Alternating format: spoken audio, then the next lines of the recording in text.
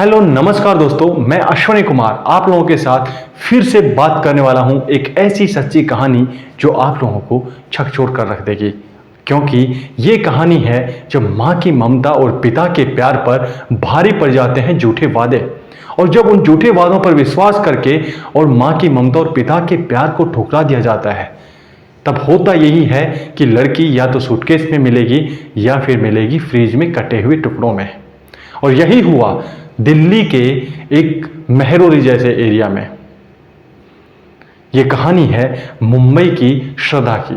26 वर्षीय श्रद्धा MNC company में काम करने वाली लड़की अपने आप को एक बहुत ही इंटेलिजेंट लड़की समझती थी, और उसको समझ में यही आता था कि माँ बाप की पुरानी बातें बहुत पुरानी हो चुकी हैं और उसे अपना रास्ता खुद बनाना है। इसलिए उसने अपने माता पिता और भाई बहन को भी नज़रअंदाज कर दिया, सिर्फ उस लड़के के लिए जिसको वो पहली बार कुछ दिनों से ही मिली थी, जिसके बारे में वो ज़्यादा कुछ जानती भी नहीं थी। और फिर हुआ वही खेल जिसको मैंने आपको पहले ही बताया, यानी कि सूटकेस में फ्रिज में टुकड़ों में मिलना। जी हाँ, इस कहानी की परतें तब खुलनी शुरू हुई जब आफताब नाम का लड़का पुलिस की गिरफ्त में आया।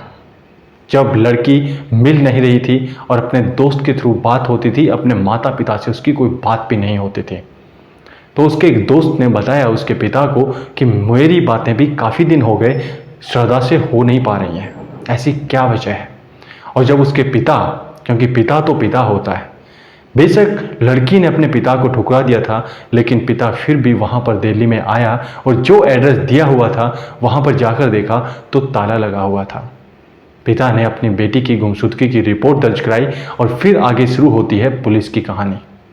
और जब पुलिस ने इस लड़के को, यानी कि आफताब को, अपनी गिरफ्त में लिया और जब इससे अपने तरीके से पूछताछ की तो सारी बातें निकल कर आनी स्टार्ट हुई।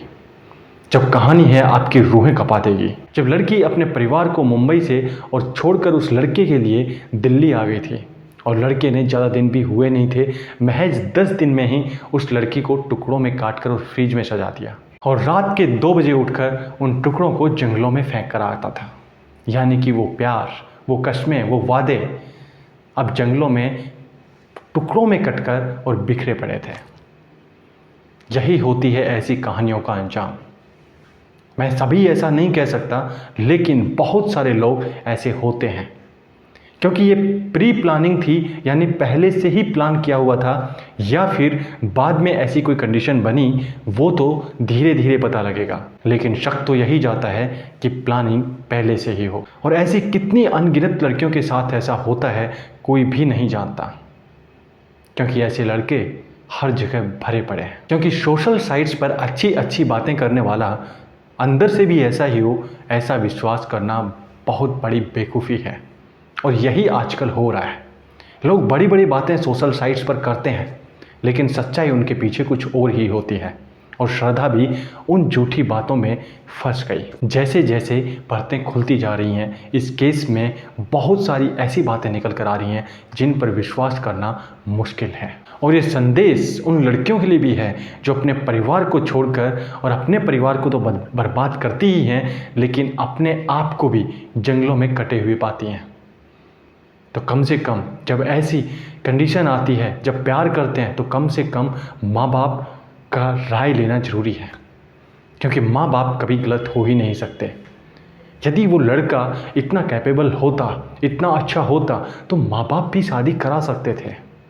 माँ बाप के नाराज होने का कारण कुछ तो रहा होगा, लेकिन फिर भी ये यूथ जनरेशन उस चीज़ को नहीं समझती है। इस कहानी को हम और आगे बढ़ाएंगे, जैसे जैसे परतें खुलती जाएंगी मैं आप लोगों के साथ शेयर करूंगा, और एक संदेश को भी। तब तक के लिए आप लोगों का बहुत बहुत धन्यवाद।